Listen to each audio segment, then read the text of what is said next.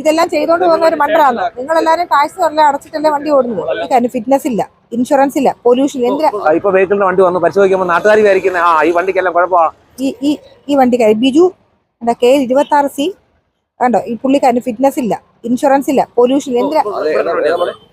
K26C 6687 വണ്ടി അതെ, ബിജു മത്തായിയുടെ പേരിലുള്ള വണ്ടിയാ. ഈ വണ്ടി ഈ സ്റ്റാൻഡിൽ ബാക്കിയുള്ളവരെല്ലാം ടാക്സും ഫീസും അടച്ചിട്ട് അത് മര്യാദയാണോ കാണിക്കുന്നത്? ഇൻഷുറൻസ് ഇല്ല. ഞങ്ങളെ കണ്ടെടുത്തോളം ഓടിയോ, ഫോട്ടോ ഞങ്ങൾ എടുത്തിട്ടുണ്ട്. പുള്ളിക്കാരൻ 26C ഇതാണ്ടേ ബിജു ഇവിടെ ഈ ഓട്ടോ സ്റ്റാൻഡിൽ ഇപ്പൊ എടുത്തോണ്ട് ഓടിയതാ. ബിജു അത് തന്നെ.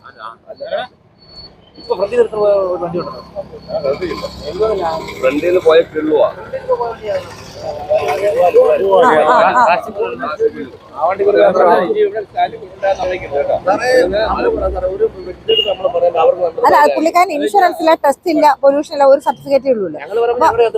അല്ല സത്യം, ഞങ്ങളെ കണ്ടെടുത്തോടി. പക്ഷെ ഫോട്ടോ ഞങ്ങൾ എടുത്തിട്ടുണ്ട്, വ്യക്തിയായിട്ടുണ്ട്.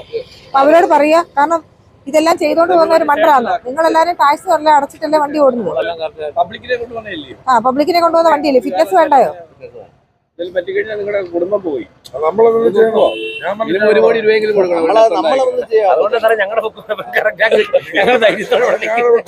അതിൽ ഇൻഷുറൻസ് ഇല്ലാതെ വാഹനം ഓടിക്കഴിഞ്ഞാലേ എന്തെങ്കിലും അപകടം ഉണ്ടായി കഴിഞ്ഞാൽ ഉണ്ടാകുന്ന നമ്മുടെ കുടുംബം വിറ്റ തീരത്തില്ല, കടം തീരുവോ? എനിക്ക് അയാളുടെ ഫോണുണ്ടോ, അയാളുടെ ഫോൺ നമ്പർ ഉണ്ടോ? വാഹനത്തിന് ഇൻഷുറൻസ് ഇല്ല, ഫിറ്റ്നസ് ഇല്ല. ഏറ്റവും മുമ്പിൽ കിടന്ന ഓട്ടോറിക്ഷയാ, പൊതുജനങ്ങളെ കൊണ്ടുവന്ന വാഹനമാണ്. അപ്പൊ ഇൻഷുറൻസ് ഇല്ലെങ്കിൽ എന്തെങ്കിലും രീതിയിലുള്ള അപകടങ്ങൾ ഉണ്ടായാൽ യാതൊരുവിധ ക്ലെയിം നമുക്ക് കിട്ടത്തില്ല. ഇത് പുള്ളിക്കാരനും ബുദ്ധിമുട്ടാ, പൊതുജനങ്ങൾക്കും ബുദ്ധിമുട്ടാ. അതുപോലെ തന്നെ KSRTC ബസ്സിന് മുൻപിലായിട്ട് ഓട്ടോറിക്ഷ ട്രിപ്പ് അടിക്കുന്നു. അത് ന്യായമായ ഒരു കാര്യമല്ല. അതുമായി ബന്ധപ്പെട്ടുള്ള പരിശോധനയിലാണ് ഇന്ന് ഞങ്ങൾ വന്നിരിക്കുന്നത്.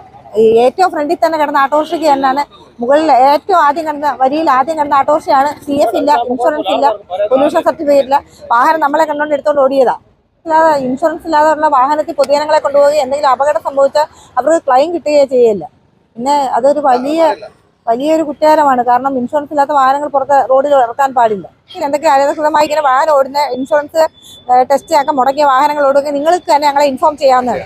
അതുപോലെ തന്നെ അല്ലെ അവരോട് നിങ്ങൾ തന്നെ പറഞ്ഞാൽ മതി, വാഹനം ഞങ്ങൾ RTO ഇൻഫോം ചെയ്യും. അതുപോലെ വാഹനം ഇങ്ങനെ ഓടാൻ പറ്റത്തില്ല, ഇൻഷുറൻസ് ഇല്ലാത്ത വാഹനങ്ങൾ പ്രത്യേകിച്ചും ഇവിടെ സ്റ്റാൻഡിൽ കൊണ്ടിട്ട് ഓടാൻ പറ്റില്ല, നിങ്ങൾക്ക് തന്നെ പറയാവുന്നതാണ്. അല്ലെങ്കിൽ ഞങ്ങളെ അറിയിച്ചാൽ ഞങ്ങൾ അതിന്റെ നടപടി എടുക്കുന്നതായിരിക്കും. പുതുക്കിയിട്ടുണ്ടോ കറക്റ്റാ? ഈ ലൈസൻസ് ഒക്കെ നിങ്ങൾ കൃത്യമായി ശ്രദ്ധിക്കുക. അത് പുതുക്കാൻ സമയത്തെ പുതുക്കിയില്ലെങ്കിൽ നിങ്ങൾക്ക് എന്തെങ്കിലും ക്ലെയിം കിട്ടാതായി പോകും.